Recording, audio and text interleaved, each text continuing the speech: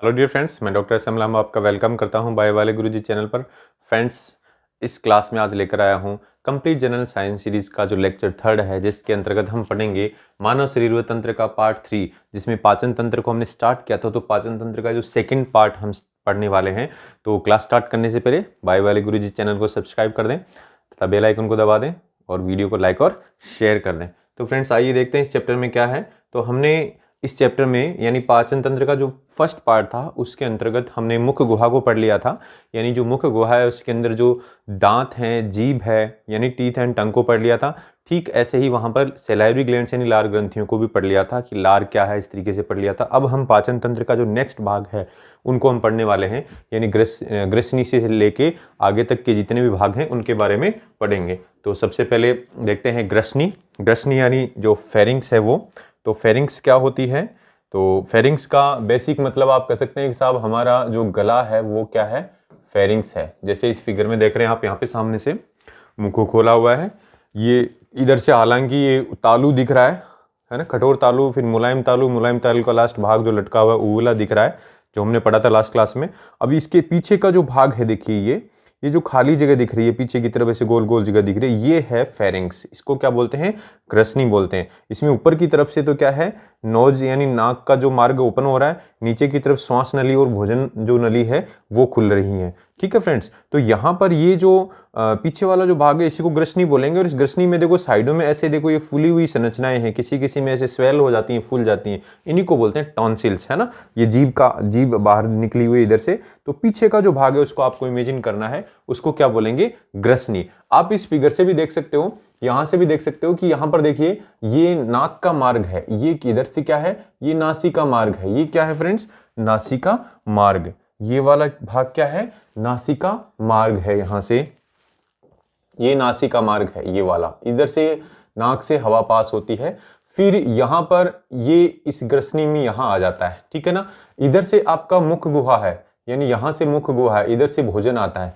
तो देखो यहां पर इधर से वायु मार्ग और इधर से भोजन का मार्ग यानी मुख गुहा है, ये जीभ आ गया है, तो ये मुख गुहा है, तो यहां से भोजन आ रहा है। तो ये जो भाग है इसी को हम ग्रसनी बोल रहे हैं। लेकिन ग्रसनी ये जो पूरा यहाँ पर ये कलर किया हुआ, ये पूरे भाग को ही बोल रहे हैं। ऊपर वाला भाग जो ग्रसनी का जो नाक की तरफ है, यानी जहां नाक के जो नासिका मार्ग खुलता है ना ऊपर की तरफ, यानी इसमें ऊपर की तरफ, उसको तो हम बोलते हैं नेजोफेरिंग्स। और इधर मुख गुहा की तरफ जो इसका जो भाग है उसको बोल देते हैं ओरोफेरिंग्स। और फिर आगे इधर जो गले के पास में नीचे चला जाता है उसको बोलते हैं लेरिंगोफेरिंग्स। तो बेटा ये तो हमारे जनरल साइंस के हिसाब से ज्यादा इंपॉर्टेंट नहीं है, आपको सिर्फ समझना है कि ग्रसनी इस गले वाले भाग को बोलते हैं। तो यहां देखते हैं जो इंपॉर्टेंट चीजें इसके बारे में। तो हम बात करेंगे कि जो ये वायु व भोजन के लिए, यानी एयर व फूड के लिए, यानी वायु व भोजन के लिए ये आम रास्ता है, कॉमन पैसेज है। यानी जो वायु जाती है, जो एयर जाती है नासिका मार्ग से, और जो भोजन जाता है मुख से यानी माउथ से, उन दोनों के लिए कॉमन पैसेज है, यानी आम रास्ता है। यानी इधर से क्या जाता है आपके, इस ग्रसनी से क्या गुजरता है, इधर से वायु भी गुजरती है और क्या गुजरता है आपका, भोजन भी गुजरता है, यानी दोनों चीजें इधर से गुजरती है। तो आम रास्ता है ये दोनों के लिए। और अब इसकी जो भित्ति है, यानी इसकी जो वॉल है, उस वॉल के अंदर ऐच्छिक मांसपेशियां हैं, यानी वॉलंटरी मसल्स हैं बेटा। तो अब देखिए ये चीज क्या है, वॉलंटरी मसल्स हैं, यानी हम इच्छा से इन मसल्स को काम में ले सकते हैं। तो जैसे ऐसे निगलते हैं, तो निगलते समय यहाँ हम अपनी इच्छा से एक तरीके से मसल्स को कंट्रोल कर सकते हैं। ठीक ऐसे ही जब हम खांसते हैं, कुछ ऐसे मान लीजिए गले में चला जाता है, तो ऐसे एक तरीके से इन मसल्स को काम में लेके, है ना, इच्छा में है, हमारी इच्छा में है, वॉलंटरी मसल्स हैं, ये ऐच्छिक मांसपेशियां हैं। तो ग्रसनी की भित्ति में कैसी मांसपेशियां होती हैं, ये ऐसा क्वेश्चन आए तो आपको क्या बताना है, ऐच्छिक मांसपेशियां होती हैं। फिर उसके बाद में बताना है कि इसकी भित्ति में, इसकी वॉल के अंदर टॉन्सिल्स भी हैं। क्या है फ्रेंड्स? टॉन्सिल्स भी हैं, यानी लस्सी का गांठ है, जैसा कि इस फिगर में दिखाया। तो इस तरीके से इसकी वॉल के अंदर क्या है, टॉन्सिल्स भी हैं। साथ में यहाँ पर ये मध्य कर्ण से, यानी जो कान है उसके 3 भाग होते हैं, बाह्य कर्ण, मध्य कर्ण और अंतःकरण, यानी एक्सटर्नल ईयर, मिडल ईयर और इंटरनल ईयर, इनर ईयर। तो जो मिडल ईयर है, बीच का जो भाग है कान का, उससे ये ग्रसनी जुड़ी रहती है, यानी कान और हमारी ग्रसनी के बीच में एक नलिका रहती है, जिसको बोलते हैं यूस्टेकियन नलिका। क्या कहेंगे? यूस्टेकियन ट्यूब, यानी यूस्टेकियन नलिका बोलेंगे। तो हमारी ग्रसनी है वो मध्य कर्ण से, कान के इस भाग से एक नली के द्वारा जुड़ी रहती है। तो इसीलिए हम देखते हैं कभी कभी नाक और मुख को बंद कर लें और फिर उसके बाद में सांस को बाहर निकालने की कोशिश करेंगे तो हमारे कान के पर्दों पे एक दबाव महसूस होगा। वो दबाव क्यों आया? क्योंकि हमने जो सांस निकाला वो ग्रसनी से ना बाहर तो निकल नहीं रहा, ये नाक और मुख से तो बाहर निकल नहीं रहा, तो कहां जाएगा वो? उस यूस्टेकियन नलिका से कान के अंदर चला जाएगा वो हवा। तो इस तरीके से दबाव महसूस होता है। तो फ्रेंड्स, इस यूस्टेकियन नलिका का क्या महत्व है, कान जब पढ़ेंगे हम, जब कर्ण पढ़ेंगे तब आपको बताएंगे दोबारा से। अब देखिए नेक्स्ट भाग है वो है ग्रास नली यानी ग्रसिका, जिसको हम ईसोफेगस बोलते हैं। क्या बोलते हैं? ईसोफेगस कहते हैं। तो फ्रेंड्स, यहाँ जो ईसोफेगस है वो क्या है? तो बोले ग्रसनी यहाँ था, देखो ये मुख आ गया, ये ग्रसनी था, ये भाग क्या था? ग्रसनी। तो ग्रसनी और ये भाग है आमाशय। तो ग्रसनी व आमाशय को दोनों को जोड़ने वाली ये जो नलिका है, इस नलिका को ही हम क्या बोल रहे हैं? ग्रास नली बोल रहे हैं, यानी ईसोफेगस बोल रहे हैं, ग्रास को अंदर लेके जाने वाली। तो अब ये जो नलिका है, ये जो ट्यूब है, कितनी लंबी होती है? तो फ्रेंड्स, आपको यहाँ ध्यान रखना है, इसकी जो लेंथ है वो कितनी है? लगभग 25 सेंटीमीटर इतनी इसकी लेंथ है। इसका जो शुरू वाला भाग है, इसका आरंभिक भाग, इनिशियल पार्ट, यानी ये यहाँ पर है ना, यहां पर जब यहां से शुरू हो रहा है तो इस शुरू वाले भाग को क्या बोल रहे हैं? शुरू वाले भाग का नाम है गुलेट। कई बार ये आ जाए क्वेश्चन, तो आपको ध्यान रखना है गुलेट क्या है? ईसोफेगस का आरंभिक जो भाग है वो क्या है? गुलेट है। ऐसे ही बेटा ये क्या करती है? बोले ग्रसनी को आमाशय से जोड़ती है, यानी जो फेरिंग्स है उसको कहां से जोड़ती है? स्टोमक से जोड़ती है। इस चित्र में भी आप देख सकते हैं, इस चित्र में देखेंगे तो ये है ग्रसनी है और ये आमाशय है, दोनों को ये जोड़ने का काम करती है, यानी ग्रसनी से भोजन है इस ईसोफेगस के थ्रू यहां तक आता है। अब ये भोजन आएगा कैसे? बोले यहां से ऐसे भोजन आता जाता है, इसमें से आगे बढ़ता जाता है भोजन, लेकिन अपने आप नहीं जाएगा। ऐसे थोड़ी हम भी खड़े हैं, कुछ खाया और वो अपने आप इस नलिका में ऐसे आया और है ना गुरुत्वाकर्षण से नीचे गिर गया, ऐसा तो नहीं है। जब हम लेटे लेटे खाते हैं तब भी तो आगे जाता है, ठीक है ना?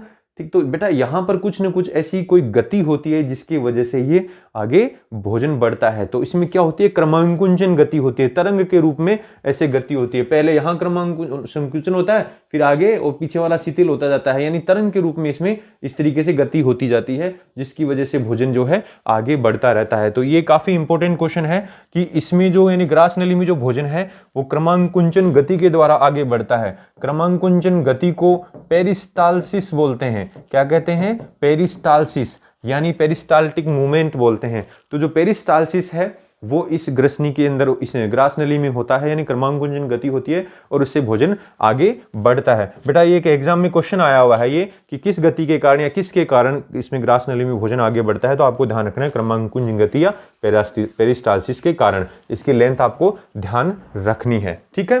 फिर उसके बाद में देखिए नेक्स्ट भाग है आमाशय यानी जठर, यानी जिसको हम आमतौर पे पेट बोलते हैं। क्या बोलते हैं? आमतौर पे इसको पेट कहते हैं। यानी आमाशय जो जठर है वो क्या है? तो आमाशय जो जठर है उसको इंग्लिश में बोलते हैं हम स्टोमक, यानी जो स्टोमक है ये क्या है? तो बोले भोजन की जो थैली है, जो भी हम खाएंगे ग्रास नली से होता हुआ लास्ट में कहाँ चला जाएगा? आमाशय में। ये जो ग्रास नली है इसे कहाँ आ जाएगा? लास्ट में आमाशय के अंदर आ जाएगा। तो बेटा यहाँ पर आपको ये ध्यान देना है कि यहाँ पर कहाँ आ जाता है ये? बोले ये हमारी क्या है? ग्रास नली है, ईसोफेगस है। देखो ये ईसोफेगस है और ईसोफेगस से कहाँ आ जाता है? बोले इस आमाशय के अंदर आ जाता है, ठीक है ना। तो आमाशय क्या है? देखो अंग्रेजी के जे आकार का, यानी जे शेप्ड है। अंग्रेजी का जो जे होता है उसके जैसी इसकी आकृति है। साथ में ये मांसपेशी व थैलेनुमा संरचना है, यानी ये मसल से बनी हुई संरचना है। कैसी संरचना है बेटा? ये मस्कुलर है, मस्कुलर है ना, मस्कुलर एंड बैग लाइक है, थैले जैसी संरचना है, ठीक है ना। मस्कुलर और बैग लाइक संरचना है, ठीक है बेटा। तो इस तरीके से ये थैलेनुमा संरचना और मसल से बनी हुई और जे आकार का है। अब इसकी जो भित्ति को अगर देखें, यानी इसकी दीवार को देखें, तो इसमें 3 प्रकार की मांसपेशियां होती हैं। मांसपेशी से बना हुआ है ना। तो पहली मांसपेशी तो है अनुदैर्ध्य। अनुदैर्ध्य का मतलब होता है लॉन्गिट्यूडनल, यानी लंबाई के अनुरूप, है ना, लॉन्गिट्यूडिनल। और दूसरी वाली है वर्तुल, यानी सर्कुलर, जो वर्ताकार हैं। और तीसरी वाली है तिर्यक, यानी ऑब्लिक, ठीक है ना। तो इस तरीके से आप यहां कह सकते हैं कि बेटा ये तीनों मांसपेशियों की परत बनी हुई है। देखो इसके अंदर, इसकी दीवार के अंदर लॉन्गिट्यूडिनल मसल्स, यानी इसमें जो मसल फाइबर होंगे वो कैसे होंगे? तो हम यहां बोलेंगे यहां पर जो मसल फाइबर हैं वो बेटा ऐसे सीधे होंगे, इस तरीके से, यानी इसकी लंबाई के अनुरूप ऐसे। तो ये तो लॉन्गिट्यूडिनल मसल्स हो गया। फिर उसके बाद में दूसरे मसल्स फाइबर हैं वो हैं वर्तुल, तो वर्तुल मांसपेशियां ऐसी होंगी इस तरीके से। और तीसरी मांसपेशी है तिर्यक, तो तिर्यक मांसपेशियां ऐसी होंगी इस तरीके से। तो इसका मीनिंग आप कह सकते हैं कि जो अनुदैर्ध्य यानी लॉन्गिट्यूडिनल, सर्कुलर एंड जो तिर्यक मांसपेशियां हैं इनकी वजह से इसके अंदर आप कह सकते हैं एक तरीके से काफी तेज गति हो सकती है। और बेटा आमाशय के अंदर की तरफ ऐसे देखो उबड़ खाबड़ सतह होती है जिसको बोलते हैं रगी, रुगे, है ना, इसको क्या बोलते हैं, रुगे। तो ये आपको ध्यान रखना है, आमाशय का अंदर का संरचना ध्यान रखनी है। अब हम बात करेंगे कि जो आमाशय की भित्ति है यानी स्टोमक जो वॉल होती है उसके अंदर क्या होता है। बोले स्टोमक वॉल में बहुत सारी थिंग्स हैं, उसमें बहुत सारी ग्रंथियां हैं। स्टोमक वॉल के अंदर क्या है, जठर ग्रंथियां हैं यानी गैस्ट्रिक ग्लैंड्स हैं। स्टोमक वॉल में क्या है बेटा, गैस्ट्रिक ग्लैंड्स। क्या है, गैस्ट्रिक ग्लैंड्स, ये आपको ध्यान रखना है। अब ये गैस्ट्रिक ग्लैंड्स यानी आमाशय की भित्ति के अंदर छोटी छोटी गांठें टाइप में संरचना है, एक तरीके से ग्रंथियां हैं जो कुछ रस बनाएंगी और वो उस ग्रंथियों के अंदर विभिन्न प्रकार की कोशिकाएं हैं, डिफरेंट टाइप की उनके अंदर कोशिकाएं हैं। तो बेटा यहाँ पर आपको ध्यान रखना, आमाशय की दीवार में, आमाशय की भित्ति में जठर ग्रंथियां हैं, गैस्ट्रिक ग्लैंड हैं और उन गैस्ट्रिक ग्लैंड्स के अंदर विभिन्न प्रकार की कोशिकाएं हैं, डिफरेंट टाइप की सेल्स हैं और वो कोशिकाएं डिफरेंट उत्पाद बनाएंगी। क्या बनाएंगी यही हमें देखना है। तो कौन कौन सी कोशिकाएं हैं, तो हम बात करेंगे चीफ सेल यानी जो मुख्य कोशिका है एक, तो ठीक है ना, जिसको हम पेप्टिक सेल भी बोल सकते हैं। क्या बोल सकते हैं, पेप्टिक कोशिका भी बोलते हैं, या उसी का दूसरा नाम क्या है, जाइमोजन सेल यानी जाइमोजन कोशिका। तो बेटा इस तरीके से मुख्य कोशिका, पेप्टिक कोशिका या जाइमोजन कोशिका एक ही कोशिका का नाम है। और इस कोशिका का काम क्या है, तो हम बोलेंगे ये पेप्सिनोजन नेम का एक एंजाइम बनाती है। क्या बनाती है, पेप्सिनोजन। अब ये पेप्सिनोजन जो बना है ये अभी इनएक्टिव फॉर्म के अंदर है। कैसा है, ये निष्क्रिय अवस्था में है। ये आगे सक्रिय होगा, कैसे होगा बाद में बताएंगे, लेकिन आपको ध्यान रखना है कि मुख्य कोशिका जो है, जठर ग्रंथियों के अंदर जो मुख्य कोशिका है वो क्या बनाती है, पेप्सिनोजन बनाती है। ठीक है बेटा। ऐसे ही दूसरी टाइप की कोशिका है अम्लजन कोशिका यानी अम्ल उत्पन्न करने वाली कोशिका, जिसको पेराइटल सेल भी बोलते हैं। क्या बोलते हैं, पेराइटल, या उसी का नाम दूसरा नाम है ऑक्जिंटिक सेल। क्या है, ऑक्जिंटिक कोशिका। तो पेराइटल कोशिका या ऑक्जिंटिक कोशिका इसी अम्लजन कोशिका के ही दो अन्य नाम है। तो बेटा यहां पर अम्लजन नाम से ही पता चल रहा है वो क्या बनाती है, बोले हाइड्रोक्लोरिक अम्ल यानी HCl अम्ल बनाती है। क्या बनाती है, हाइड्रोक्लोरिक अम्ल, हाइड्रोक्लोरिक अम्ल बनाती है, हाइड्रोक्लोरिक एसिड बनाती है। कौन बनाती है, अम्लजन कोशिकाएं या फिर पेराइटल कोशिकाएं या ऑक्जेंटिक कोशिकाएं, तीनों एक ही नाम है। तो इस तरीके से आपको ध्यान रखना है कौन सी कोशिका अम्ल बनाती है और कौन सा अम्ल बनाती है। फिर इसके बाद में है श्लेष्म कोशिका, जिसको कलश कोशिका भी बोलते हैं यानी म्यूकस सेल। तो बेटा ये जो म्यूकस सेल है ये क्या है, तो बोले ये म्यूकस बनाएगी, क्षारीय म्यूकस यानी एल्कलाइन म्यूकस बनाएगी यानी चिकना चिकना पदार्थ बनाएगी। तो अब ये जठर ग्रंथियों में विभिन्न प्रकार की कोशिकाएं हैं और इनसे विभिन्न उत्पाद बन रहे हैं। तो ये सारे के सारे उत्पाद यानी ये एंजाइम, ये अम्ल और ये म्यूकस, ये स्रावित होकर जब बाहर आएंगे तो एक रस के रूप में आएंगे और उस रस को हम क्या बोलेंगे, जठर रस बोलेंगे। लेकिन बेटा एक चीज और है कि जो छोटे बच्चे होते हैं, दूध पीते बच्चे है ना, उनके और गाय के बछड़े का जो आमाशय होता है, यानी छोटे बच्चों के और गाय के बछड़े के आमाशय में, स्टोमक में एक एंजाइम और स्रावित होता है जिसका नाम है रेनिन। ये भी एक क्या है बेटा, एंजाइम है। और ये एंजाइम करता क्या है, बोले ये एंजाइम दूध में एक केसीन प्रोटीन होता है। क्या प्रोटीन होता है, केसीन प्रोटीन। किसमें होता है ये, दूध में यानी मिल्क में। ये क्या है बेटा, एक मिल्क प्रोटीन है। क्या है ये, मिल्क प्रोटीन। और इसका डाइजेशन कौन करता है, ये रेनिन एंजाइम करता है। इसको पचाता कौन है, ये रेनिन एंजाइम पचाता है। तो आपको स्पेशली यहां ध्यान रखना कि रेनिन जो एंजाइम है, यहां स्पेलिंग ध्यान रखना, RENNIN, एक रेनिन दूसरा और आएगा जो किडनी में यानी वृक्क से स्रावित होता है।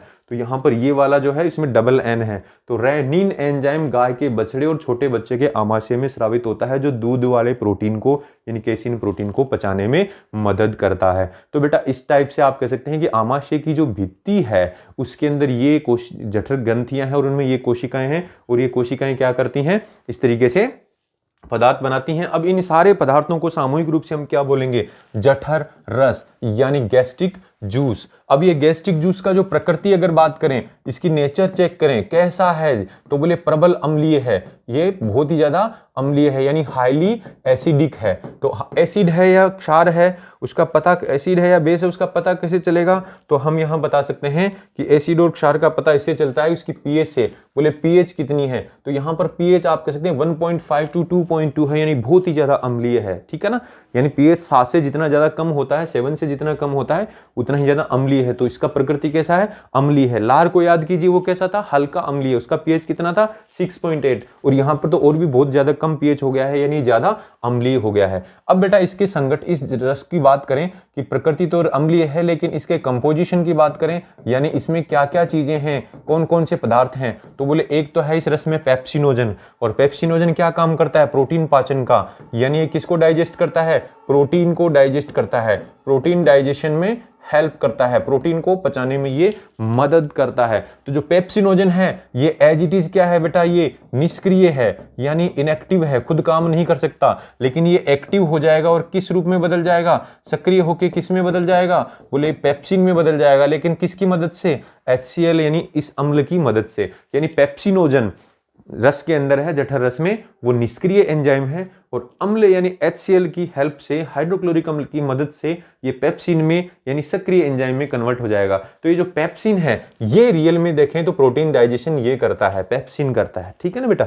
अब दूसरी कंटेंट है इसमें, दूसरा पदार्थ है हाइड्रोक्लोरिक अम्ल, यानी हाइड्रोक्लोरिक जो अम्ल है ये आमाशय के अंदर जठर रस में स्रावित हो रहा है, ये हाइड्रोक्लोरिक एसिड स्रावित हो रहा है, तो ये क्या करेगा, बोले अम्लीयता प्रदान करेगा, यानी एसिडिटी प्रोवाइड करेगा, एक तरीके से अम्लीय माध्यम बना देगा आमाशय में। और अम्लीय माध्यम क्यों जरूरी है, बोले पेप्सिनोजन के सक्रियकरण के लिए, ठीक है ना। दूसरा, भोजन के अंदर जितने भी जीवाणु आएंगे, जो बैक्टीरिया आएंगे, उन बैक्टीरिया को क्या कर देगा, ये डिस्ट्रॉय कर देगा, क्या कर देगा, डिस्ट्रॉय। भाई भोजन में कोई जीवाणु आ गया तो ये अम्ल है ना, उन जीवाणु को नष्ट कर देगा, तो हमें फायदा हो गया ना। यानी ऊपर वाले ने, प्रकृति ने देखो हमारे अंदर अम्ल बनाया है, तो अम्ल के दो काम हो गए, एक तो हमें भोजन पचाने में मदद कर रहा है यानी अम्लीयता बना के पेप्सिन को सक्रिय कर रहा है, दूसरा जीवाणुओं को मार देता है, भोजन के साथ कोई जीवाणु आ गए तो हम बीमार होने से बच जाएंगे। तो देखो अम्ल के फायदे हैं यहाँ पर, ठीक है। बाहर तो अम्ल के बहुत सारे फायदे हैं, यानी टॉयलेट क्लीनर के रूप में ये यूज होता है, तो जो हार्पिक में जो आता है ना हाइड्रोक्लोरिक अम्ल ही आता है, तो देखो ऐसा ही अम्ल हमारे आमाशय में, हमारे स्टोमक में भी स्रावित होता है, ठीक है बेटा। अब ऐसे ही बेटा है म्यूकस यानी श्लेष्म, तो श्लेष्म भी इस रस के अंदर होती है, और ये श्लेष्म क्या करती है, बोले आमाशय की भित्ति की अम्ल से सुरक्षा करती है। अब स्टोमक की जो दीवार है उसकी ये सुरक्षा करेगी अम्ल से, क्योंकि अम्ल तो काफी खतरनाक चीज है। तो यहां पर देखो इसको ऐसे समझ सकते हैं कि मान लीजिए ये हमारा आमाशय है ना, ये आमाशय की दीवार है, ये इस दीवार को ऐसे बना देते हैं, और इस दीवार के अंदर मान लीजिए यहाँ पर अम्ल डायरेक्ट इस पे क्रिया करेगा, तो यहाँ इस दीवार में ऐसे घाव हो सकता है, अल्सर हो सकता है, यानी ये क्या हो गया, अल्सर, घाव हो गया आमाशय में। अब हम अम्ल की वजह से हुआ, ये किसकी वजह से हुआ, HCl की वजह से ये घाव हुआ। अब ये जो आमाशय की भित्ति है ये क्या स्रावित करती है, बोले क्षारीय म्यूकस स्रावित करती है। तो क्षारीय म्यूकस स्रावित करती है, तो क्षारीय म्यूकस की ऐसे एक परत बन जाएगी, म्यूकस की क्या बन जाएगी, परत बन जाएगी अंदर ही अंदर, और इस तरीके से इस आमाशय की भित्ति जो है, आमाशय की दीवार है, इस पर म्यूकस की यानी चिपचिपे पदार्थ की ऐसे परत बन जाएगी, चिपका रहेगा। तो अब आपका जो अम्ल है वो HCl है, इस पे क्रिया नहीं कर पाएगा, यानी एक तरीके से ये आमाशय की भित्ति की अम्ल से सुरक्षा करती है। म्यूकस क्या करती है, आमाशय की भित्ति की अम्ल से सुरक्षा करती है, ठीक है बेटा। इसके बाद में देखते हैं नेक्स्ट जो पार्ट है हमारे आहार नाल का, वो है छोटी आंत। क्या है, छोटी आंत। तो बेटा जो छोटी आंत है जिसको हम स्मॉल इंटेस्टाइन बोलते हैं, क्या बोलते हैं इसको, स्मॉल इंटेस्टाइन। नाम छोटा है लेकिन लंबाई बहुत ज्यादा है, 3 भागों में बटी है, ठीक है ना। तो इसकी जो लंबाई है लगभग 3 से 3.5 मीटर होती है, लेकिन जब डेथ हो जाती है उस केस में इसकी लंबाई बहुत ज्यादा बढ़ती है, यानी लगभग 6 मीटर तक इसकी लंबाई हो जाती है। यहां पर हमें ध्यान रखना है कि जो छोटी आंत है उसके 3 भाग हैं, यानी इसके 3 पार्ट में ये बटी हुई है, काम के आधार पे, संरचना के आधार पर भी। तो यहाँ पर ये कौन कौन से भाग हैं वो हमें देखना है बेटा। तो यहाँ पर हम बात करेंगे, पहला तो भाग है वो तो है ग्रहणी, जिसको बोलते हैं ड्यूडिनम। ग्रहणी को क्या बोलते हैं, ड्यूडिनम। और इसकी लंबाई कितनी है, 25 सेंटीमीटर, 25 सेंटीमीटर लंबी है, और ये अंग्रेजी के यू या फिर सी आकार की दिखाई देती है। कैसी देती है, यू या सी आकार की दिखाई देती है। दूसरा जो भाग है वो है मध्यांत्र यानी बीच का भाग, है ना, तो उसको बोलेंगे जेजुनम। क्या बोलेंगे, जेजुनम। इसकी लंबाई कितनी है, 1 मीटर। और इसमें भोजन का अधिकांश पाचन यानी जो मैक्सिमम जो डाइजेशन है, मोस्ट ऑफ डाइजेशन है, वो कौन से पार्ट में होता है, तो हम बोलेंगे मध्यांत्र के अंदर होता है, जेजुनम में होता है। तीसरा भाग है इसका शेषांत्र या क्षुद्रांत्र, क्षुद्र आंत्र या शेषांत्र, जिसको बोलते हैं इलियम। क्या कहते हैं, इलियम। और ये सबसे लंबा भाग है छोटी आंत का, 2 मीटर लंबा होता है। और इसी भाग में संपूर्ण अवशोषण होता है, यानी एक तरीके से भोजन का जो कंप्लीट एब्जॉर्प्शन है वो कौन से भाग में होगा, बोले छोटी आंत के इलियम भाग में होगा। ठीक है ना, छोटी आंत में ही देखो भोजन का पाचन हो रहा है, छोटी आंत में ही अवशोषण हो रहा है। तो पाचन व अवशोषण की जो क्रिया है वो कहाँ होती है, बोले छोटी आंत में। पाचन तो दूसरी जगह भी होगा, मुख गुहा में भी होगा, आमाशय में भी होगा, लेकिन कंप्लीट पाचन और संपूर्ण अवशोषण वो किस में होगा, मैक्सिमम पाचन, मैक्सिमम डाइजेशन यानी अधिकांश पाचन और संपूर्ण अवशोषण किस में होगा, बोले छोटी आंत में होता है। अब बेटा छोटी आंत की जो भित्ति है, छोटी आंत की जो भित्ति है, दीवार है, उसके अंदर कुछ वलन होते हैं, फोल्ड्स होते हैं। तो बेटा देखो कैसे फोल्ड्स होते हैं, तो हम यहाँ बात कर सकते हैं कि हमारी ये मान लीजिए ये हमारी छोटी आंत का कोई टुकड़ा है ना, ये छोटी आंत का टुकड़ा है। इसको, इस टुकड़े को यहाँ से हम थोड़ा सा बड़ा करके दिखाएं, यहाँ पर ऐसे करके दिखाएं इसको बड़ा करके, तो आप देखेंगे, क्या देखेंगे बेटा, इसके अंदर क्या दिखेगा आपको, यानी ये जो दीवार है छोटी आंत की वो अपने आप में समतल नहीं है, जैसी दिख रही है वैसी नहीं है, इसमें ऐसे क्रैकिंग है, जगह जगह क्या है, क्रैकिंग। और क्रैकिंग के बाद में क्या है, ऐसे अंदर की तरफ अंगुलीनुमा ऐसे उभार बने हुए हैं। इस तरीके से आप कह सकते हैं ये जो दीवार है अंदर की तरफ यहाँ क्रैकिंग बनी हुई है, ऐसे वलन बने हुए हैं। क्या बने हुए हैं, फोल्ड्स बने हुए हैं। यहाँ इस फिगर को हम ऐसे ना समझ के सिंपली तरीके से समझ लेते हैं कि इस तरीके से दीवार होती है। तो देखो इसकी जो दीवार है उसमें क्या है, वलन है। तो इन वलनों को क्या बोल रहे हैं, बोले इसकी दीवार में जो वलन है इन वलनों को बोल रहे हैं हम कैरक्रिंग के वलन, यानी कैरक्रिंग के फोल्ड्स। ठीक है ना, इन कैरक्रिंग के वलनों के ऊपर क्या है, अंगुलीनुमा संरचनाएं बनी हुई है, जिनको बोल रहे हैं रसांकुर या विलाई। तो यहाँ पर ये क्या है, रसांकुर या विलाई। इन रसांकुरों के ऊपर आप कह सकते हैं यहाँ पर कुछ कोशिकाएं हैं, है ना, और वो कोशिकाएं आंतरीय कोशिकाएं हैं। तो ये जो कोशिकाएं हैं, जैसे ये कोशिका है, फिर ये कोशिका है, फिर ये कोशिका है, ये कोशिका है, इस तरीके से ये कोशिकाएं हैं। तो बेटा ये जो कोशिकाएं हैं, इन कोशिकाओं को क्या बोलते हैं, तो इन कोशिकाओं को आंतरिक कोशिका बोलते हैं। और इन कोशिकाओं के ऊपर भी ऐसे रोम लाइक यानी हेयर लाइक ऐसे संरचनाएं हैं, जिनको हम बोलेंगे माइक्रोविलाई। तो इस तरीके से संरचनाएं हैं, माइक्रोविलाई हैं। तो बेटा ये जो चीज क्या बनी, तो हमने देखा कि आंत की जो दीवार है वो ऐसे वलन है, उसमें क्या है, ऐसे फोल्ड हैं, उन वलनों को बोल रहे हैं कैरक्रिंग के वलन। फिर उस वलन के ऊपर क्या है, बोले अंगुली जैसी संरचनाएं हैं, ये वाली, है ना, जिनको बोलेंगे रसांकुर या विलाई। ठीक है ना, और ये जो रसांकुर या जो विलाई है, यानी विलाई का मतलब VILLI, ठीक है ना, ये तो जो रसांकुर या जो विलाई है उसकी सतह पे क्या है, बोले कोशिकाएं हैं, है ना, यहाँ पर कोशिकाएं हैं। इन कोशिकाओं को बोलेंगे आंतरिक कोशिका, एंटेरोसाइट बोलेंगे। और इन कोशिकाओं के ऊपर क्या है, सूक्ष्म अंकुर हैं, बारीक बारीक बालों जैसी संरचनाएं, जिनको बोलेंगे माइक्रोविलाई। क्या बोलेंगे, माइक्रोविलाई। तो माइक्रोविलाई तो ये है, ये तो क्या है, माइक्रोविलाई। और ये जो फिंगर जैसा ये दिख रहा है संरचना, ये पूरी जो संरचना है ये क्या है, ये है विलाई। और ये जो वलन है, ये वलन क्या है बेटा, ये है कैरक्रिंग के वलन। तो आपको जनरल साइंस के हिसाब से ये ध्यान रखने की जरूरत नहीं है, आपको ये ध्यान रखना है विलाई और माइक्रोविलाई छोटी आंत की दीवार में होती हैं, भित्ति में होती हैं। और इसीलिए आप कह सकते हैं छोटी आंत की जो भित्ति है वो कैसी दिखती है, ब्रश बॉर्डर जैसी दिखती है, ऐसे दिख रहा है जैसे कोई ब्रश लगा हुआ है इसके अंदर। ठीक है बेटा, तो इस तरीके से आप कह सकते हैं ये संरचनाएं हैं। और ये तीनों संरचनाएं मिलकर क्या करेंगी, यानी जो ये वलन यानी ये जो फोल्ड्स हैं इसकी दीवार में, और साथ में जो विलाई है ना, और ऐसे ही जो माइक्रोविलाई हैं, ये तीनों मिलके क्या कर रही हैं, बोले इन तीनों की वजह से छोटी आंत के अवशोषक सतह का क्षेत्रफल बढ़ जाता है। यानी ये छोटी आंत की जो दीवार है उसकी सतह का क्षेत्रफल बढ़ जाता है, और उसकी वजह से क्या होगा, पचित भोजन का तेजी से वह संपूर्ण अवशोषण होगा। यानी ये वलन, विलाई और माइक्रोविलाई क्या करते हैं, छोटी आंत की अवशोषक सतह का क्षेत्रफल बढ़ाकर क्या करते हैं, पचित भोजन का तेजी से वह संपूर्ण अवशोषण में सहायता करते हैं। ठीक है ना, तो इनकी वजह से जल्दी से तेजी से अवशोषण होगा। अब ऐसे ही बेटा छोटी आंत की जो श्लेष्मिका परत है यानी जो म्यूकोसा लेयर है, यानी छोटी आंत की जो भित्ति होती है उसमें कई परतें होती हैं, जो अंदर वाली परत है उसको श्लेष्मिका परत बोलते हैं, और उस पर दरार नुमा संरचनाएं हैं, यानी अंदर ऐसे दरार है, जैसे दीवार के अंदर दरार होती है ना, ठीक है वैसे ही। और इन दरार नुमा संरचनाओं को क्या बोलते हैं? लीबरकुन की दरारें, यानी क्रिप्ट ऑफ लीबरकुन। क्या बोलेंगे इनको?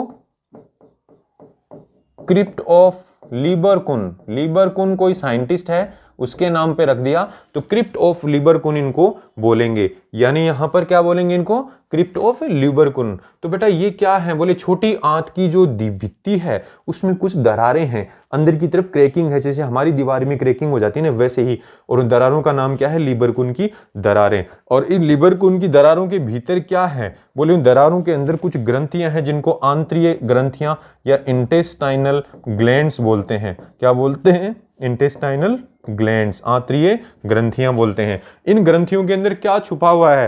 बोले इन ग्रंथियों में कुछ कोशिकाएं हैं जो कुछ पदार्थ बनाएंगे, जैसे आमाशय में जठर रस बना रही थी जठर ग्रंथियां, और उन जठर ग्रंथियों में कुछ कोशिकाएं थी, वैसे ही यहाँ पर छोटी आंत में आंतरीय ग्रंथियां हैं। छोटी आंत की जो दीवार है उसके अंदर क्या है? आंतरीय ग्रंथियां हैं। उन आंतरिक ग्रंथियों में एक तो कोशिका है कलश कोशिका या गोबलेट कोशिका जिसको बोलते हैं, वो तो क्या स्रावित करती है? वो तो म्यूकस स्रावित करती है, चिकना चिकना पदार्थ जो क्षारीय प्रकृति का है। दूसरी टाइप की कोशिका इन ग्रंथियों में आंतरिक कोशिका, जिनको एंटेरोसाइट बोलते हैं। क्या बोलते हैं? एंटेरोसाइट। तो बेटा ये जो एंटेरोसाइट है ये पाचक एंजाइम, डाइजेस्टिव एंजाइम बनाएगी। तीसरी कोशिका है पेनेथ कोशिका। तो जो पेनेथ कोशिका है ये क्या करेगी? बोले पेनेथ जो सेल है ये क्या बनाएगी? बोले लाइसोजाइम। लाइसोजाइम जैसे लार के अंदर था ना वैसे ही लाइसोजाइम बनाएगी जो जीवाणुओं को मार देता है। तो इस प्रकार से हम कह सकते हैं कि छोटी आंत की जो भित्ति है उसकी बाहर की तरफ तो ये वलन विलाई माइक्रोविलाई है, लेकिन उसी वलनों के बीच में कुछ दरारें भी हैं। उन दरारों को बोल रहे हैं लीबरकुन की दरारें। और वो दरारें क्या बनाती हैं बेटा? उनके अंदर क्या है? आंतरीय ग्रंथियां हैं, और ये आंतरीय ग्रंथियां क्या करती हैं? बोले इनके अंदर कोशिकाएं हैं जो कुछ बनाएंगी। तो क्या क्या बनेगा? बोले इन कोशिकाओं से ये पदार्थ बनेंगे। तो अल्टीमेटली हम कह सकते हैं इन आंतरीय ग्रंथियों से जो रस बन रहा है यहाँ पर, इसको बोलेंगे आंतरीय रस। तो अब कह सकते हैं आंतरीय जो कोशिकाओं द्वारा जो स्रावित रस है उसको बोलेंगे आंतरीय रस, यानी इंटेस्टाइनल जूस। क्या बोलेंगे? Intestinal juice. ये इंटेस्टाइनल जूस का एक वैज्ञानिक नाम है। क्या नेम है? Succus entericus. क्या बोलेंगे इसको? Succus entericus. तो बेटा यहां पर देखिए है ना कि आंतरिक कोशिकाओं ने, यानी जो आंत की जो भित्ति है, छोटी आंत की जो दीवार है उसमें जो ग्रंथियां थी उनसे जो रस बना उसको बोला आंतरीय रस, यानी सक्कस एंटेरिकस। तो ये आपके लिए इंपॉर्टेंट है, आंतरीय रस का जो नेम है वो आपको ध्यान रखना है। अब इस आंतरीय रस की प्रकृति कैसी होती है? बोले क्षारीय प्रकृति होती है, जिसका पीएच 7.5 से आप कह सकते हैं 7-8 तक होता है, या 8.2 तक होता है, इतना क्षारीय प्रकृति है। ठीक है ना। और इस आंतरीय रस में क्या क्या है? बोले ये एंजाइम है। एक तो सुक्रेज है। क्या है? सुक्रेज।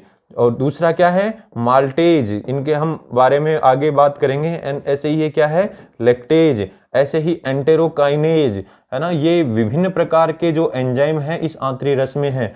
ठीक ऐसे ही लाइपेज भी है बेटा, और ऐसे ही डाइपेप्टाइडेज भी है। तो यहां आपने देखा कि विभिन्न प्रकार के जो एंजाइम है इस आंतरिक रस में है, और ये आंतरिक रस क्षारीय प्रकृति का है। तो कुल मिला के हमारी छोटी आंत के जो भित्ति में जो दरारें हैं, जिनको लीबरकुन की दरारें बोल रहे हैं, वो दरारें क्या हैं? बोले उनके अंदर आंतरिक ग्रंथियां हैं, इंटेस्टाइनल ग्लैंड है, और उनसे आंतरिक रस बन रहा है, इंटेस्टाइनल जूस बन रहा है, जिसको हम सक्कस एंटेरिकस बोल रहे हैं। ये क्षारीय प्रकृति का है, और इसमें ये एंजाइम होते हैं। ये एंजाइम क्या करेंगे? तो बोले भोजन को पचाने में मदद करेंगे। कैसे पचाएंगे? तो बोले हम पाचन वाले आगे वाले टॉपिक में पढ़ेंगे। अब हम बात करते हैं कि छोटी आंत की जो ग्रहणी है, ग्रहणी यानी ड्यूडिनम, ग्रहणी यानी ड्यूडिनम, यानी जो पहला भाग जो सबसे छोटा था, यू आकार का था, उसकी अधः श्लेष्मिका में, यानी सब म्यूकोसा परत है ना, यानी छोटी आंत की जो भित्ति होती है, या फिर आहार नाल की जितनी भी संरचना है उनकी जो भित्ति होती है उसमें 4 परतें होती हैं बेटा, है ना। तो जो सबसे अंदर परत होती है उसको श्लेष्मिका परत बोलते हैं, यानी म्यूकोसा लेयर बोलते हैं। उसके नीचे की तरफ होती है उसको अधश्लेष्मिका यानी सब म्यूकोसा लेयर बोलते हैं। फिर पेशीय स्तर होता है और सबसे बाहर सेरोसा स्तर होता है। तो बेटा वो जो चीजें हैं वो यहाँ पर जनरल साइंस में आपके पढ़ने की नहीं है, लेकिन एक चीज जरूर ध्यान रखनी है, ग्रहणी की जो सब म्यूकोसा परत है उसमें कुछ विशेष प्रकार की ग्रंथियां होती हैं जिनको बोलते हैं ब्रूनर्स ग्लैंड। क्या बोलते हैं? ब्रूनर्स ग्लैंड यानी ब्रूनर्स ग्रंथियां। ये ब्रूनर्स ग्रंथियां क्या बनाती हैं? बोलिए क्षारीय श्लेष्म बनाती है।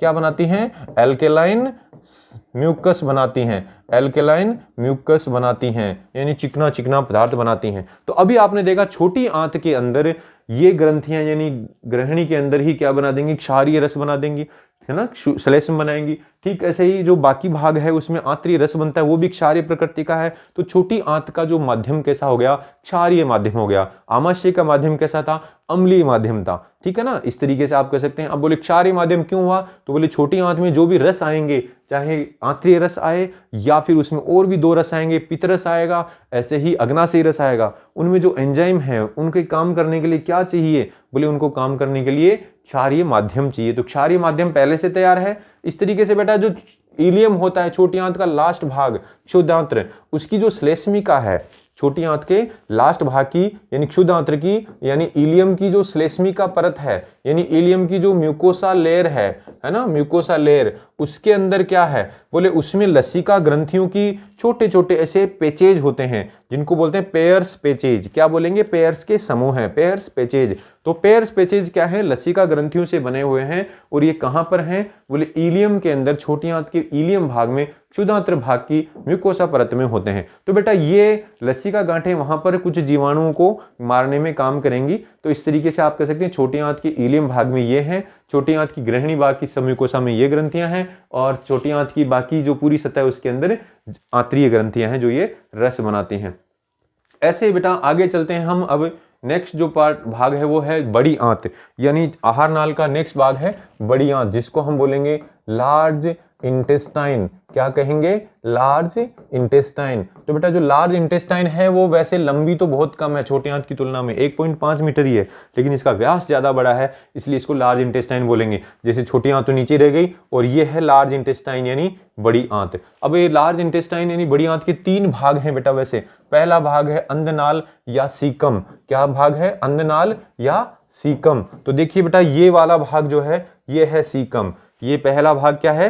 ये क्या है? सीकम भाग है। तो इस सीकम के, ये फूला हुआ सा लग रहा है आपको, है ना, इसके अंदर कुछ सहजीवी जीवाणु होते हैं। इसमें सीकम के अंदर क्या पाए जाते हैं? सहजीवी जीवाणु यानी सिम्बायोटिक बैक्टीरिया। अब सहजीवी जीवाणु का मतलब क्या है? तो बोलेंगे सिम्बायोटिक जो बैक्टीरिया हैं वो कहां पर हैं? बोले अंधनाल यानी सीकम के अंदर हैं, यहां पर हैं। और ये जीवाणु क्या करते हैं? बोले सहजीवी जीवाणु यहां पर हैं। और ये क्या करते हैं? बोले ये सहजीवी जीवाणु हमारे साथ साथ जी रहे हैं, नाम से पता चल रहा है ना, यानी हमारे बॉडी में रह के, हमारे शरीर के अंदर रह के इनको क्या मिला हुआ है? घर मिला हुआ है। हम जो खाना खाते हैं इससे इनको क्या मिल जाता है? भोजन भी मिल जाता है। तो इनको तो काम करना पड़ता ही नहीं है। नहीं दोस्तों, ये भी थोड़े से क्या है, आत्मसम्मान होता है इनका भी। तो ये क्या करते हैं? कुछ बना के देते हैं हमें। और क्या बना के देंगे? बोले कुछ ऐसे पदार्थ बना के देंगे, कुछ विटामिन बना के देंगे। तो इस तरीके से ये सहजीवी जीवाणु इसके अंदर पाए जाते हैं। और इसकी सतह पर एक अंगुली जैसा प्रवर्ध होता है। इसी अंधनाल की सतह पर अंगुली नुमा प्रवर्ध, फिंगर जैसा प्रवर्ध होता है, जिसको बोलते हैं कर्मी रूपी परिशेषिका। क्या बोलते हैं? कर्मी रूपी परिशेषिका। और ये कर्मी रूपी परिशेषिका को एक नाम दिया जाता है वर्मीफॉर्म अपेंडिक्स। क्या बोलेंगे? Vermiform appendix. आपने सुना होगा अपेंडिक्स का दर्द होता है तो वो इसी साइड में होता है, सामने से देख रहे हैं इधर इस साइड में होता है। तो इसका मतलब ये अंगुली जैसी संरचना है, ये वर्मीफॉर्म अपेंडिक्स है। अब मनुष्य के अंदर ये अवशेषी अंग है, मनुष्य में ये काम की नहीं है। मनुष्य के अंदर क्या है? ये वेस्टिजियल ऑर्गन है। क्या है? वेस्टिजियल ऑर्गन है, काम का नहीं है। क्योंकि जब अनाज नहीं खाता था और घास फूस खाता था, पेड़ पौधों की पत्तियां खाता था, उस समय आप कह सकते हैं ये सक्रिय थी और मनुष्य के अंदर ये सेलुलोज के पाचन में सहायक थी। लेकिन अभी अनाज खाने की वजह से, सेलुलोज कम खाने की वजह से क्या हो गया? आप कह सकते हैं अवशेषी अंग हो गया, अब ये काम का नहीं है। तो बेटा इस तरीके से बड़ी आंत होती है। अब बड़ी आंत के अंदर अगर देखें तो बड़ी आंत का जो दूसरा भाग है वह है वृद्धांत्र, जिसको बोलते हैं कॉलन। क्या बोलते हैं, कोलोन। और इस वृहद आंत्र में कोई पाचक रस नहीं बनता है, कोई भी पाचक रस नहीं बनेगा। जैसे छोटी आंत में बन रहे थे, आमाशय में भी बन रहे थे, मुख गुहा में भी बन रहे थे, यहाँ कोई पाचक रस नहीं बनता है। केवल यहाँ श्लेष्म ओनली क्या स्रावित होता है, म्यूकस स्रावित होता है, चिकना चिकना पदार्थ स्रावित होता है, और बाकी कुछ चीजों का अवशोषण होता है जो हम भोजन का पाचन और अवशोषण में पढ़ेंगे। तो इस तरीके से इसमें कोई पाचक रस नहीं बनता, यानी बड़ी आंत के अंदर क्या नहीं होता, इस वृहदांत्र भाग में बोले पाचन क्रिया नहीं होती है। क्या नहीं होती है, पाचन क्रिया नहीं होती है। कौन सी क्रिया नहीं होती है, कोई पाचन क्रिया नहीं होती है। यहां पर अगर देखेंगे तो देखो ये है बड़ी आंत, तो बड़ी आंत का ये शुरू वाला भाग तो हमने बोल दिया था अन्ननाल। अब ये जो भाग है ये है वृहद आंत्र। क्या है ये, वृहद आंत्र। वृहद आंत्र में देखिए आप यहाँ इस चित्र के अंदर देख सकते हैं। इस चित्र में जब देखेंगे तो ये जो भाग है ये ऊपर की तरफ जा रहा है, इसमें ऐसे पास हो रहा है, इसमें ऐसे नीचे जा रहा है। तो इस वृहद आंत्र के भी 3 अलग अलग पार्ट हो गए। 3 अलग अलग पार्ट कौन से हो गए बेटा, तो बोले वृहदांत्र के 3 पार्ट हैं। पहला जो पार्ट है वो तो है ये, यानी इसको तो हम बोलेंगे ऊपर की तरफ जा रहा है भोजन इसमें, तो इसको बोलेंगे आरोही वृहद आंत्र, यानी असेंडिंग कोलोन। ये क्या हो गया, असेंडिंग कोलोन, आरोही। इसमें देखो अनुप्रस्थ हो रहा है ऐसे, तो ये हो गया आपका ट्रांसवर्स कोलोन, यानी अनुप्रस्थ कोलोन, अनुप्रस्थ वृहदांत्र। इसमें नीचे की तरफ आ रहा है तो ये हो गया अवरोही, यानी अवरोही वृहदांत्र है ये, तो इसको बोल देंगे हम डिसेंडिंग, है ना। असेंडिंग की जगह क्या हो जाएगा, डिसेंडिंग, यानी डिसेंडिंग कोलोन। तो बेटा इस तरीके से हम यहाँ देख रहे हैं कि जो वृहद आंत्र है यानी कोलोन, इसके 3 भाग हैं, आरोही, अनुप्रस्थ और अवरोही। आरोही का मतलब असेंडिंग, यानी ऊपर की तरफ जा रही है। अवरोही अनुप्रस्थ का मतलब ट्रांसवर्स, यानी उसी लेवल पर है। और अवरोही का मतलब इसमें नीचे की तरफ भोजन आ रहा है, तो उसको बोलेंगे डिसेंडिंग, है ना, डिसेंडिंग कोलोन। तो बेटा इस प्रकार से ये सारी की सारी संरचनाएं, आरोही, है ना, कोलोन, अवरोही, अनुप्रस्थ कोलोन, और इस तरीके से ये अवरोही कोलोन, है ना, वृहदांत्र है। तो ये वृहदांत्र जो है इस तरीके से 3 भागों में बटा हुआ है। अब इस वृहदांत्र के अंदर अनुदैर्ध्य जो मांसपेशियां हैं वो 3 पट्टियों के रूप में पाई जाती है। इसके अंदर जो लॉन्गिट्यूडिनल मसल्स हैं, लॉन्गिट्यूडिनल मसल्स, इसकी भित्ति में जो अनुदैर्ध्य मांसपेशियां हैं, तो बेटा देखो बड़ी आंत जो है ये मान लीजिए बड़ी आंत है, और बड़ी आंत को हम ऐसा ना देख के बड़ी आंत दिखती कैसे है, तो बोले बड़ी आंत जो है रियल में इस तरीके से सिलेंड्रिकल यानी बेलनाकार नहीं दिखती है। और उसकी संरचना कैसी है, बोले ऐसी दिखती है बड़ी आंत, ऐसी दिखती है ना, तो ऐसी इस तरीके से दिखती है। तो इसमें क्या है, बोले इसके अंदर ऐसे 3 पट्टियां, मांसपेशियों की अनुदैर्ध्य जो मांसपेशियां हैं उनकी ऐसे 3 पट्टियां हैं। एक पट्टी तो ये हो गई, है ना, 2 ऐसे साइडों में, यानी जब हम इसको काट के देखेंगे तो ये कुछ इस तरीके का दिखेगा बेटा। काटने पे आपकी जो बड़ी आंत है वो कैसी दिखेगी, ऐसे। तो यहां पर ये जो 3 पट्टियां हैं, यानी हमने इसको, ये खड़ी है, अब इसे काट लिया है, तो काट के यानी ऐसे खड़ी है, इसको अब ऐसे देख रहे हैं आप, तो ऐसे देख रहे हैं तो कैसे दिखेगा, ऐसे दिखेगा। तो ये 3 पट्टियां हैं, एक पट्टी तो आपको सामने से दिख गई, 2 पट्टियां इसके पीछे की तरफ हैं। तो यहाँ पर अनुदैर्ध्य मांसपेशियों के यानी लॉन्गिट्यूडिनल मांसपेशियों की 3 पट्टिकाएं होती हैं, और इन पट्टिकाओं की संरचनाओं को क्या बोलते हैं, टीनिया कोलाई। जैसे आप इस फिगर में देख सकते हैं, देखो यहाँ पर ये पट्टी दिख रही है, ये वाली, ये देखिए ये वाली दिख रही है, यहाँ पर ये दिख रही है ना। तो एक साइड वाली दिख रही है, ऐसे 3, यानी आप कह सकते हैं 3 साइड में है, ठीक है ना, बेलनाकार संरचना है तो उसके 3 साइड में है। तो यहां पर सामने से एक ही दिख रही है। तो ऐसे जो 3 पट्टियां हैं इनको क्या बोलें, टीनिया कोलाई बोलेंगे। क्या बोलेंगे फ्रेंड्स, तो बोले इनको टीनिया कोलाई बोलेंगे। क्या बोलेंगे, टीनिया कोलाई। तो इन पट्टियों को यानी मांसपेशी की इन पट्टियों को क्या बोलेंगे, टीनिया कोलाई। और अब इसकी साइड में ऐसे लटके हुए हैं, उभार लटके हुए हैं, इसकी सतह पर लटके हुए जो उभार हैं उनको क्या बोलेंगे, होस्ट्रा यानी चुस्कांग। क्या बोलेंगे, होस्ट्रा यानी चुस्कांग, यानी ये, यानी इसको ऊपर से देख रहे हैं, कट में देख रहे हैं तो ऐसे लटका हुआ है। तो ये 2 ही नहीं है, 3 है, ऐसे मतलब एक इधर और एक इधर, ठीक है ना, कुल मिला के ऐसे 3 है। तो बेटा ये तो है होस्ट्रा, देखो ये तो है आपका टीनिया कोलाई हो गया, और ये क्या है, होस्ट्रा हो गया, ये वाला। तो इस तरीके से बड़ी आंत के अंदर ये संरचनाएं होती हैं बेटा। बड़ी आंत के बाद में वृहद आंत के बाद में तीसरा जो भाग है, यानी हम बड़ी आंत के 3 भाग पढ़ते हैं। बड़ी आंत के जो है ना 3 भाग पढ़ रहे हैं। पहला है अंधनाल, दूसरा भाग हमने पढ़ा वृहदांत्र यानी जिसको हम कोलन बोल रहे हैं, और तीसरा भाग है बड़ी आंत का मलाशय जिसको रेक्टम बोलते हैं। क्या बोलेंगे, रेक्टम। तो बेटा ये जो रेक्टम है इसमें रियल में होता क्या है, तो बोले पहले तो देखो फिगर में देखो रेक्टम, ये वाला जो भाग है यानी यहां से लेके यहां वाला भाग, ये क्या है, ये रेक्टम है बेटा, ठीक है ना। ये पूरा का पूरा क्या है, ये रेक्टम है। इस रेक्टम में क्या भरा होता है यहाँ पे, बोले अपचित और अपशिष्ट भोजन। क्या भरा होता है, अपचित और अपशिष्ट भोजन। तो इसमें मलाशय के अंदर क्या होता है, अपशिष्ट यानी एक तरीके से बेकार का, और अपचित है यानी जो पचा नहीं है ना, बिना पचा हुआ है, वो भोजन क्या है, अस्थायी रूप से यहां संग्रहित रहता है, यानी टेम्परेरी स्टोरेज होता है, टेम्परेरीली स्टोर्ड। भाई ऐसे थोड़ी हमेशा ही भरा रहेगा, इसको बाहर भी तो निकालेंगे। तो इस तरीके से आप कह सकते हैं इसमें टेम्परेरी स्टोर होता है। और तंत्रिकीय प्रतिवर्ती क्रिया के द्वारा यानी न्यूरोनल जो रिफ्लेक्स रिएक्शन है ना, न्यूरोनल रिफ्लेक्स रिएक्शन, इसका मीनिंग क्या है, न्यूरोनल रिफ्लेक्स रिएक्शन के द्वारा इस स्टोर भोजन का क्या हो जाता है, बहिक्षेपण यानी डीफिकेशन, ठीक है ना, या फिर इसको बोलते हैं इजेशन, एक तरीके डिफिकेशन बोलेंगे, बाहर निकल जाएगा, यानी हम लेट्रिन जो बाहर उत्सर्जित करते हैं उस प्रक्रिया को बोलते हैं बहिक्षेपण। और ये किस वजह से होती है, बोले तंत्रिकीय प्रतिवर्ती क्रिया के द्वारा। अब इस तंत्रिकीय प्रतिवर्ती क्रिया का क्या मतलब है, तो हम यहाँ बोलेंगे तंत्रिवर्ती प्रतिवर्ती क्रिया का मतलब है कि जब यहाँ पर अपचित और अपशिष्ट भोजन यहाँ भर जाएगा, तो यहाँ जब भर जाएगा तो इसकी दीवार पे यानी मलाशय की दीवार पे क्या हो जाएगा, एक दाब उत्पन्न होगा बाहर की तरफ, ऐसे दाब उत्पन्न होगा।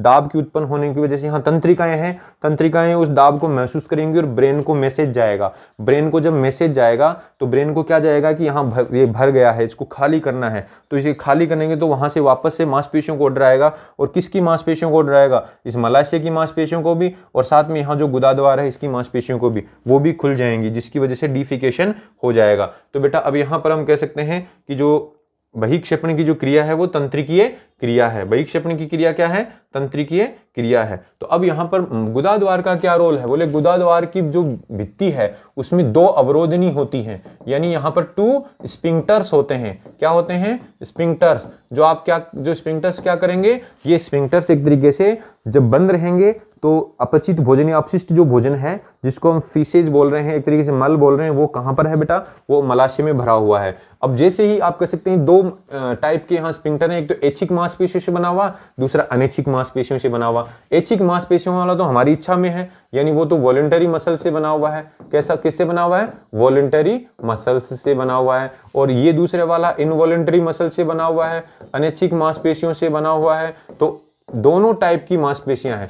तो जब ब्रेन से मैसेज आएगा, यानी ब्रेन को मैसेज गया ना मलाशय से कि वो भर गया है, तो ब्रेन से अब मैसेज आएगा इनके पास में, और किसके पास में आएगा, इस अनैच्छिक वाले के पास में, और ये रिलैक्स हो जाएंगे। और ये रिलैक्स होंगे तो ब्रेन का मैसेज आया हुआ है तो हम अपनी इच्छा से दूसरे स्फिंक्टर को भी रिलैक्स कर देंगे, और उसकी वजह से जो है वो जो फिसेज है, जो मल है, वो बाहर बहिक्षेपित हो जाएगा। ठीक है ना, तो ये प्रक्रिया होती है। तो अब इस क्लास में हमने बेटा क्या देखा, इस क्लास में हमने बड़ी आंत की संरचना देखी है ना, छोटी आंत की संरचना देखी, छोटी आंत की संरचना में क्या क्या चीजें हैं। ठीक है ना, ऐसे ही बेटा आमाशय की संरचना देखी, आमाशय में कौन सा रस बनता है, ठीक है ना, छोटी आंत में कौन सा रस बनता है, और ऐसे ही हमने आमाशय के बाद में ग्रसिका ग्रसनी इनको पढ़ा। तो इस तरीके से बेटा इस क्लास के अंदर ये बहुत सारी चीजें थी जो इंपॉर्टेंट हैं। अब नेक्स्ट क्लास में यानी यहाँ पर भाग 3 भी पढ़ेंगे पाचन तंत्र का, जिसके अंतर्गत हम पढ़ेंगे कि जो हमारा अग्नाशय यानी पैनक्रियाज और जो लीवर यानी यकृत वो भी हैं, वो कैसे बने हुए हैं, उनसे क्या रस बनता है और वो रस कहाँ पे आता है। तो हम बोलेंगे वो रस छोटी आंत में ही आता है। तो छोटी आंत में 3 रस आते हैं, यकृत से आता है यानी लीवर से आता है, अग्नाशय यानी पैनक्रियाज से आता है, और छोटी आंत की खुद की भित्ति से यानी आंतरिक रस भी आता है। तो तीनों रस भोजन को वहां पचाते हैं। तो हम पढ़ेंगे कैसे भोजन का पाचन होगा, मुख गुहा में कैसे पाचन होता है, आमाशय में कैसे पाचन होता है, छोटी आंत में कैसे पाचन होता है। तो नेक्स्ट क्लास में हम पाचन क्रिया को पढ़ने वाले हैं। तो फ्रेंड्स ये क्लास काफी इंपॉर्टेंट थी। तो उम्मीद है क्लास पसंद आई होगी, और जल्दी से बायो वाले गुरुजी चैनल को सब्सक्राइब कर दें, और जिन्होंने बेल आइकन नहीं दबाया वो बेल आइकन को भी दबा दें। तो मिलते हैं नेक्स्ट क्लास में। Thank you.